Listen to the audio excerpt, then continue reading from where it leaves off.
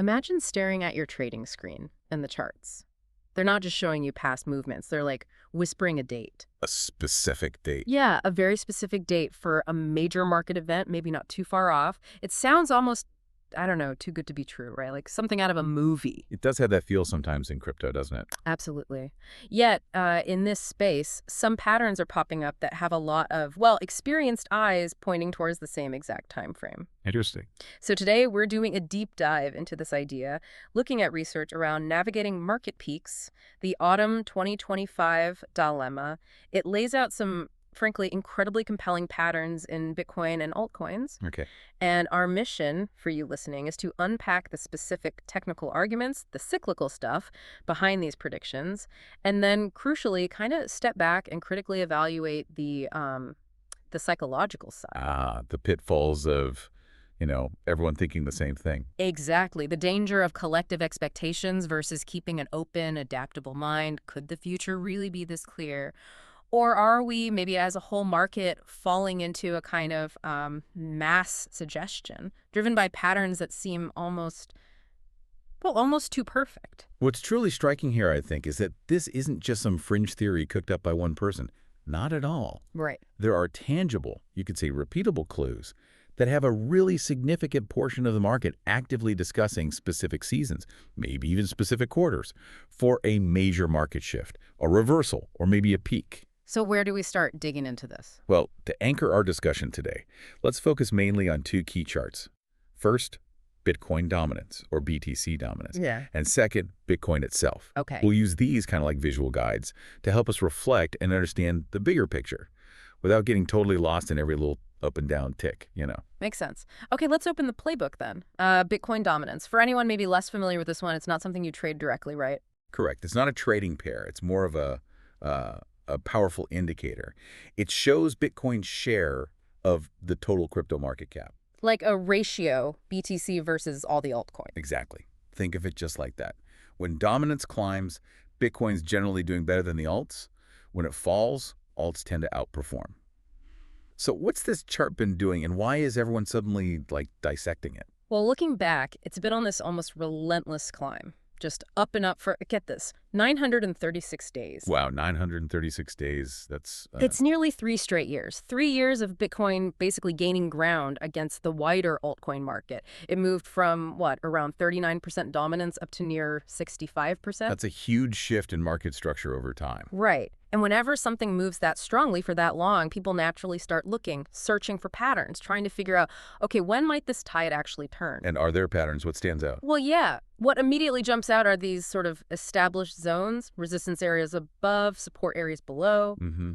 Historical levels. Exactly. And the movement between these zones, historically, often signals what everyone's waiting for, the so-called altcoin season. That period where altcoins just explode, often leaving Bitcoin in the dust for a while. Yeah. A lot of people are definitely eager for that. You bet. Now, here's where it gets really interesting. The plot thickens a bit.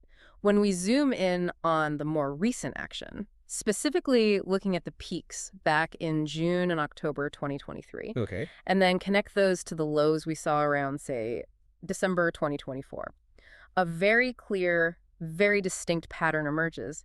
It's called an ascending wedge. Ah, the ascending wedge, a classic technical pattern. Yeah, and it's not just some random lines on a chart, is it? It's a pretty powerful formation. Usually signals that the upward momentum is weakening, right? Even while the price is still kind of grinding higher. That's the typical interpretation, yes. Yeah. It's like diminishing returns on the upside, the swings get tighter, the rallies may be less convincing. It suggests the buying pressure is slowly, fading. Like a car running out of gas going uphill. That's a good analogy, actually. Yeah. And it often shows up before a potential reversal. And the really critical thing about any wedge pattern, especially one that's narrowing like this, It has a deadline. it has a deadline.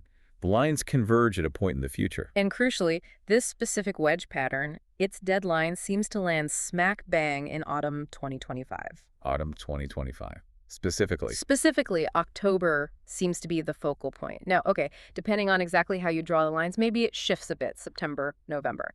But the gravity seems to pull towards that autumn window. Okay, October 2025 from the wedge. Yeah. So What's the takeaway if it breaks? Does everything just collapse instantly? No, not necessarily. A breakout, usually downwards from an ascending wedge, doesn't always mean an immediate, catastrophic drop.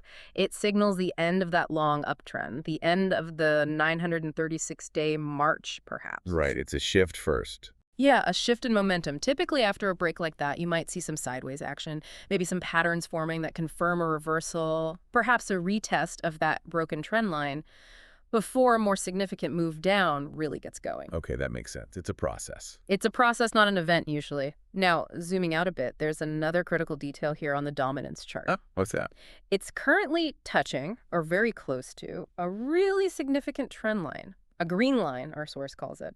That's been in place since way back in 2017. Since 2017. Wow, that's a long-term level then, not Oh. just some arbitrary line. It's defined the trajectory for years, acting as support or resistance. Exactly. So this brings up a really crucial question, a different perspective maybe. Will this major long-term green line hold? Or is this the time it finally breaks down? And that changes the timing possibility, doesn't it? It could, because if this established green line does hold firm, if dominance bounces off it, maybe retests it a few times, then the deadline for this whole upward structure could actually shift earlier. Earlier than autumn 2025. Potentially, yes, maybe towards July 2025. July 2025. Okay, so that gives us two potential timings just from the dominance chart alone. Right. Technically, we've got two potential reversal deadlines simmering away. First, maybe July 2025 if that green line holds strong. Second, the more widely discussed autumn window, October 2025 from the wedge pattern. So at some point, this almost 3-year uptrend in dominance is expected to, well, make up its mind, choose its next big direction.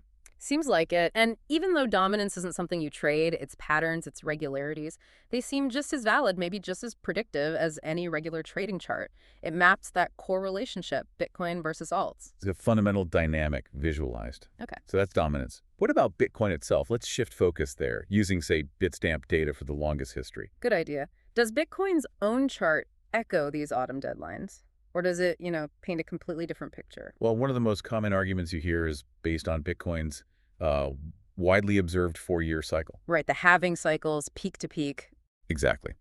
Analysts look at the previous major cycle, say from the 2017 peak to the 2021 peak. That lasted roughly, 1,428 days? 1,428 days, which is pretty much bang on 4 years. It's remarkably close. So the argument goes, if the current cycle follows that historical pattern with similar precision, where does that land the next potential peak? Let me guess. Go on. Autumn 2025? You got it.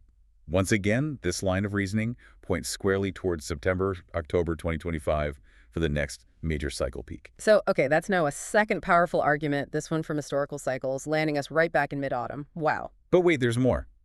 What's perhaps even more, compelling or maybe unsettling for some is the visual character, the look of the current market movement compared to the last cycle. How so? Like history repeating visually. Almost like deja vu for people who've been watching these charts for years. We've seen these similar phases, periods of accumulation, then significant pullbacks. So like the drop from 41K down to 27K back then.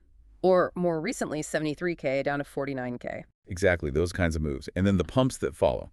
It all seems to be unfolding with a familiar rhythm. Our source uses some interesting visual metaphors for this, right? An ellipse and a square. Yeah, that's right. Describing the current accumulation phase, this sort of sideways chop, as an ellipse. Picture it like a contained period. Lower volatility, almost like energy building up quietly. Like a pressure cooker. Kinda. And the square. That's their shorthand for the next expected phase, if the pattern repeats. The explosive, rapid, very decisive move up to new all-time highs that often follows that kind of consolidation.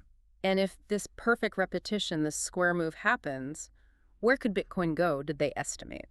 Well, if the pattern holds perfectly, and if October 2025 is the peak time frame, the projections based on previous cycle magnitudes suggest a new all-time high, potentially reaching around 140K. 140K. Okay, that's quite a target. It is.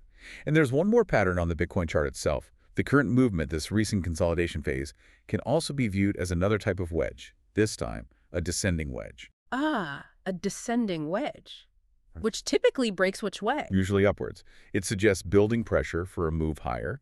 And guess when the deadline for that pattern appears to be? Don't tell me. Autumn 2025. Autumn 2025. Yep. September, October, November. Right back in that same window. Okay, this is getting a bit uncanny now. Yeah. The sheer alignment. We've got, what, 3 or 4 distinct arguments now? Yeah. BTC dominance's ascending wedge, Mm-hmm. its long-term green line touch point, Yep. Bitcoin's own historical 4-year cycle length, Right. and this visual repetition, the structure, maybe even this descending wedge on BTC, they're all pointing towards autumn 2025. It almost feels too neat. It does feel remarkably aligned, doesn't it? Which brings us right back to that crucial perspective. Could it really be this simple? Yeah, I mean, When you look at the bigger picture, yeah. it's frankly understandable why this convergence is making some people uneasy. Yeah. It feels almost too straightforward for something as complex, as chaotic as financial markets usually are. Especially with everything going on in the world. Wars, economic shifts, all sorts of unpredictable stuff that definitely doesn't repeat neatly. Exactly. So the question hangs there. How do you square these like almost clockwork technical signals with the messy, unpredictable reality of the world? And that really hammers home the central dilemma, doesn't it? The core of this deep dive. Can it possibly be this easy? Can you just open a chart, draw a couple of lines, and say, okay, October 2025, mark your calendar? It seems improbable on the surface. Right.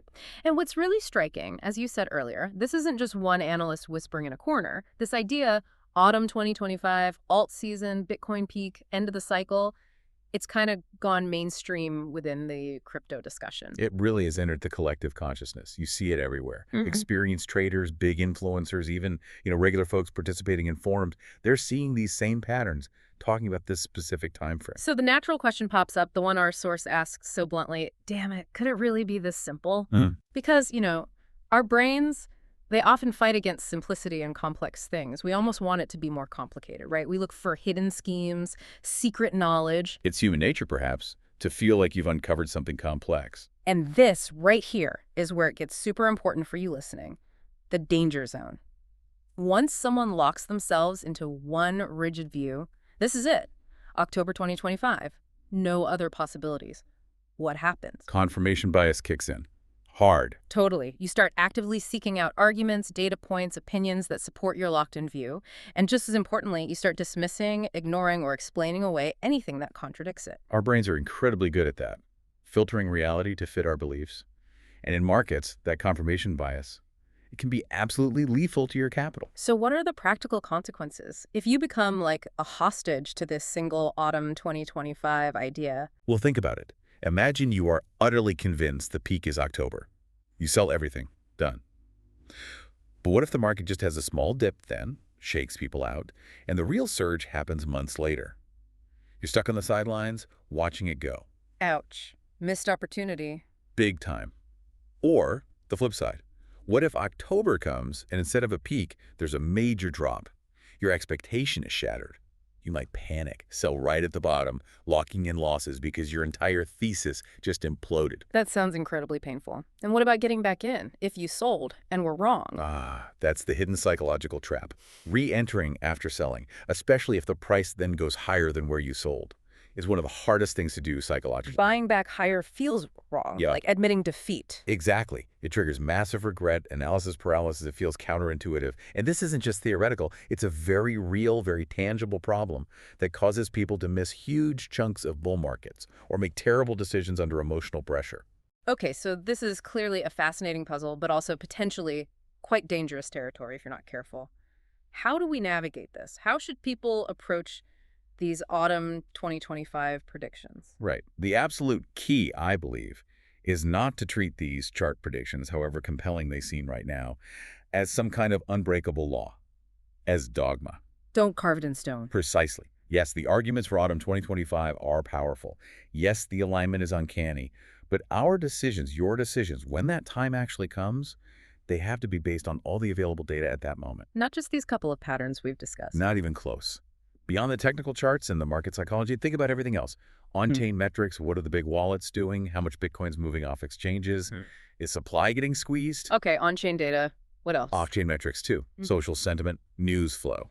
Then there's network development, major upgrades, new features. What about institutional adoption and integration levels? Regulatory news, geopolitics. There are literally dozens of other factors. Wow, yeah, a whole dashboard of signals. Exactly. Yeah. And the goal is to analyze all of it impartially, objectively, and this is crucial, as emotionally detached as possible to make a sober, informed decision based on the weight of the evidence then, not based on a prediction made months or years earlier. That makes a lot of sense. Detachment is key. So I'd really urge you listening, do this analysis for yourself. Hmm. Seriously. Open your own charts, draw these wedge patterns, trace these long-term lines like the green line, see what you find. Maybe your dates come out slightly different. Maybe they do. Maybe you look at it and completely reject the whole idea, or maybe you study it and you accept it. Mm. But the crucial part is that it then becomes your hard-earned conclusion, something you arrived at through your own critical thinking. Not just something you've heard someone else say and blindly adopted. That's the difference between informed speculation and just gambling on someone else's hunch.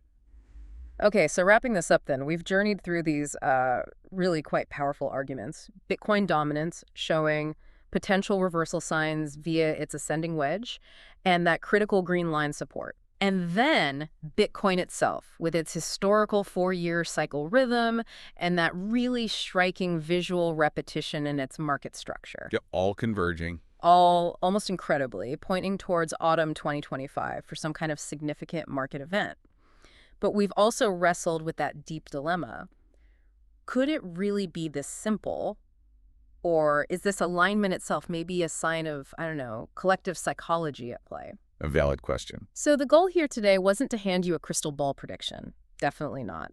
It was more about arming you with the knowledge of these specific compelling patterns. And just as importantly, And maybe more importantly, equipping you with the mindset, the need to stay flexible, objective, and always critically engaged. yes. Because when that moment actually arrives, whether it is October 2025 or maybe it's July or maybe it's not until 2026, you'll need to take this information, integrate it with all those other signals we talked about, A whole dashboard. the whole dashboard, and make the best decision you can in that moment. Well said. And, just as a final thought to leave people with, if these market patterns do repeat with such astonishing precision, time after time, despite all the wars, the human emotions, the global chaos that is decidedly not precise, Yeah.